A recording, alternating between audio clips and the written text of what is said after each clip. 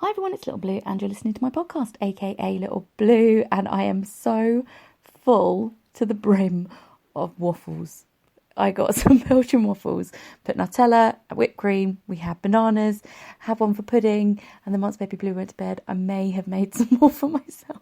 And I feel so sick because I think I put too much Nutella on it. I feel so ill now.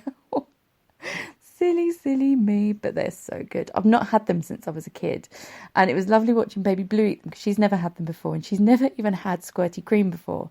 So seeing me squirt it out of the thing, she's now going to be doing that thing that we've all done. We've all done it as children, and you've got it out of the fridge while Mum's not looking and squirt it in your mouth. So yeah, I'm going to have to put padlock on the fridge, I think. She's going to be doing that. But what a strange Saturday it has been. I mean, we've got Storm Dennis raging outside at the moment. I've just had this weird whistle, like literally swoop across all the windows, this side of the building. So went through my kitchen, then across the windows of my living room. And oh my gosh, it was mad. It was mad. It was like this whistle just went. So, it's scary out there. And I'm trying to look out the window, but it's obviously pitch black out there and you can't really see much, but the tree outside is going crazy. The lampposts were wobbling out there when I was looking earlier, and that's before it had kicked off. And the clouds, I was on the phone to my mum and I was just watching the clouds, and it was like you could have a race with them and they would outrun you. They were just like these grey clouds just flying by so quickly. It's just mad weather. So I hope everybody is safe. I hope everybody's being sensible and staying in and not doing silly stuff. I heard on the news this morning there was a teenager in Herne Bay in Kent who went out in the water. I don't know if he was surfing, if he was swimming. I didn't really read much of the report, but rescuers had to go and get him, and unfortunately they weren't able to resuscitate him. So just please be sensible. Please listen to the weather warnings, because, yeah, it's horrible. It's horrible out there. I mean, we went out this morning to go and get some supplies because we were out of a few things, and on the way back, Baby Blue was in her buggy. I put the rain cover over her, and there was one gust of wind as we were crossing a road, and it tipped the buggy off two of the wheels, and I had to really hold the buggy down. I was like, I am staying in. We are not going out. And my friend walking her little sausage dog, I just had images of this poor little sausage dog, Lola, being flown off her feet like a kite. Oh, gosh. So thankfully they were going for a walk before the wind picked up. It was just pretty much raining and a little bit blustery. So hopefully Lola's all okay and everybody's safe and warm. That is the main thing. The other thing about today, which you've probably seen on the news, is the sad news about Caroline Flack. I saw it was reported by The Sun, so I didn't want to believe it because I never do. And it wasn't until it was actually saying that the family had confirmed it on the BBC that it sort of, it went a bit crazy online. Just watching the news as well it literally spread like wildfire. The amount of posts, just one after the other, keep coming. And her poor family. And I don't really follow her career that much. I watched her when she was on Strictly, really admired her. I've seen her pop up on various different shows. I think she's a very talented presenter and she's beautiful, absolutely beautiful person.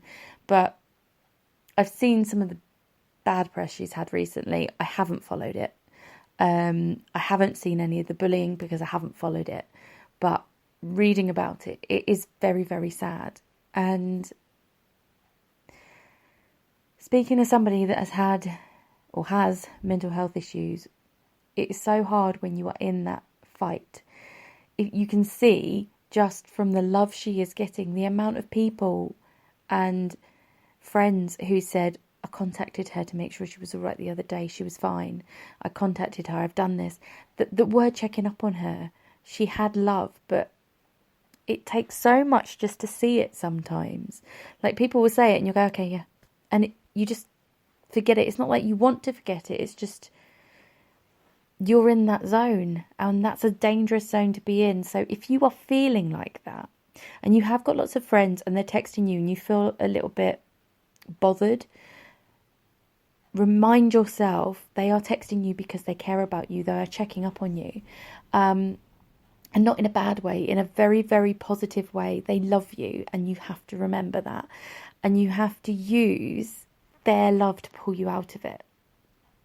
That is the best advice I can give, because when you are in that danger zone, it is so hard, and you have to reach out. You have to remember the people who love you, and the people who are going to be affected by you not being around anymore. Because no matter who you are and how you die, when you die, you will leave someone, and it will completely change people's lives just by you not being in their world. And when you're that low, remind yourself of that. Remind yourself of your importance, not to yourself, but to the people in the world who have got to live without you. You have to think of other people, and it's so easy to say these words, but it's what you just need to remind yourself. And it's a battle, and it's horrible, and you feel ashamed, and you feel awful. Words can't describe it, but you just need to find strength from somewhere. A little reminder, just one little reminder. And that could be a text message from a friend, or it could be this, it could be that. But please, please, please, if you are suffering and you are feeling stressed, low, you know you have anxiety, PTSD, bipolar, whatever label you have been given by the doctor, seek help. Whether you think you need it or not. You might not need it. And you know what? If you go to the doctor and you don't need it, it doesn't matter, does it? But if you go to the doctor thinking, I don't need it, but you do need it, it's going to help you, and it's going to prevent you going to that horrible, horrible, horrible place. So please reach out to someone, whether it is a friend, a family member, a doctor, a charity like the Samaritans or Childline or Women's Aid or a domestic abuse charity, a local one, or there are so many charities that will help. There are so many helplines, and I know this because I've done it. I have been there at 2 a.m, absolutely stressed out of my wits about things, and scared and unsure about what to do, and feeling like you can't turn anywhere. I've been there, and I've picked up the phone and I have rung them. And you know what? It's the best phone call I've ever made. And I remember it. I remember the woman I spoke to. She was bloody hilarious.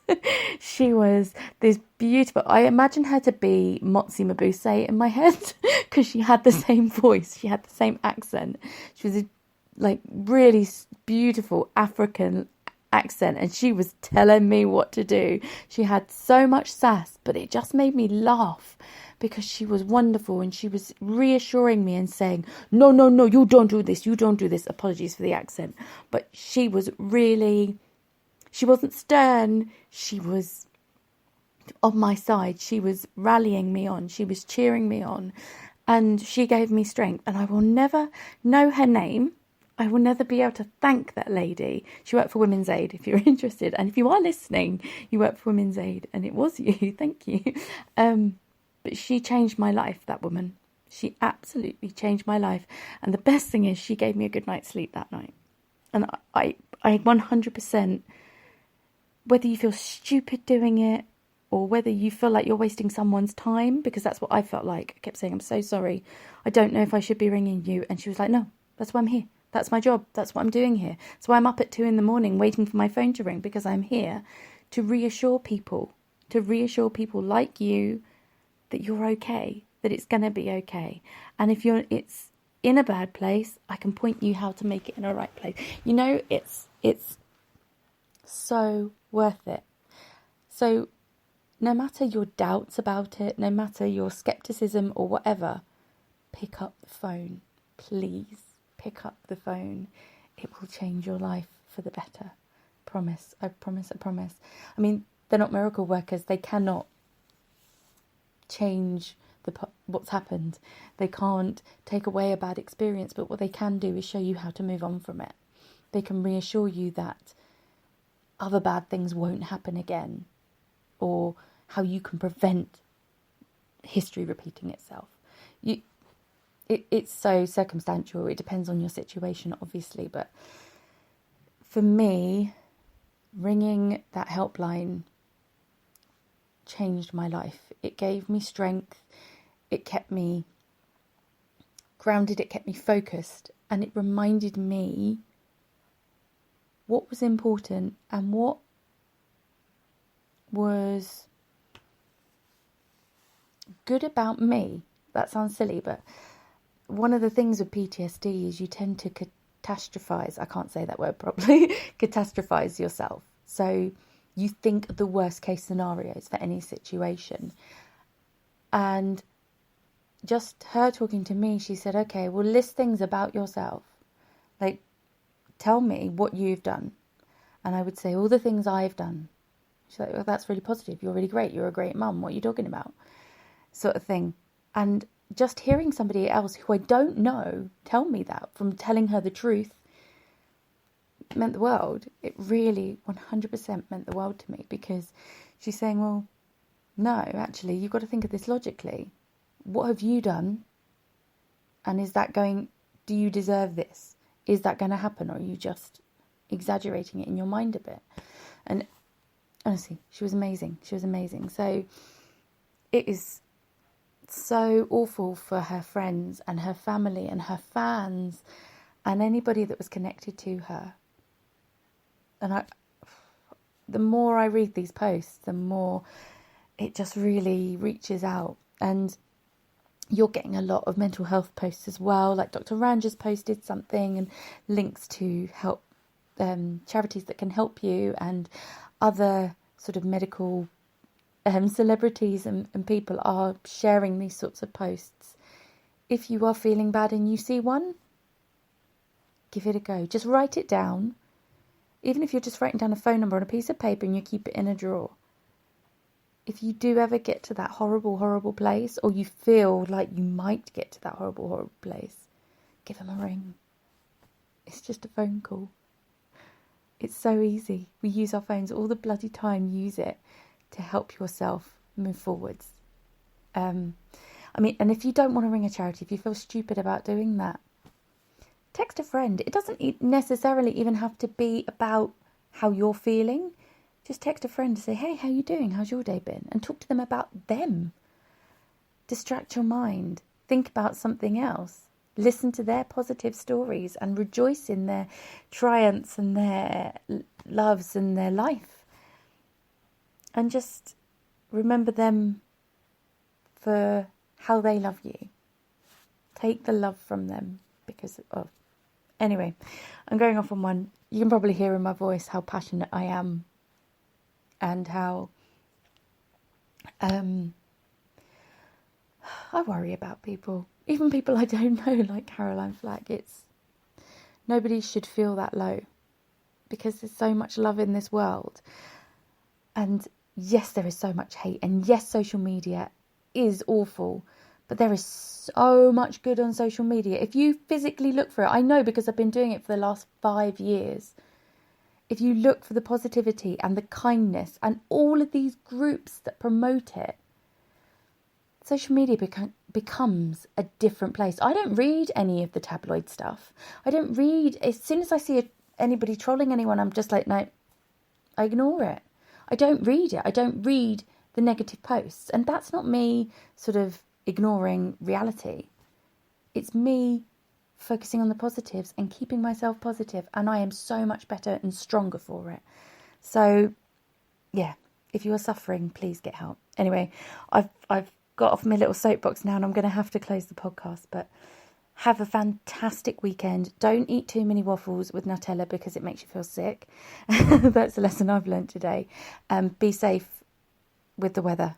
Be safe, be sensible, be warm and dry. Okay? Take care and I'll see you tomorrow. Bye.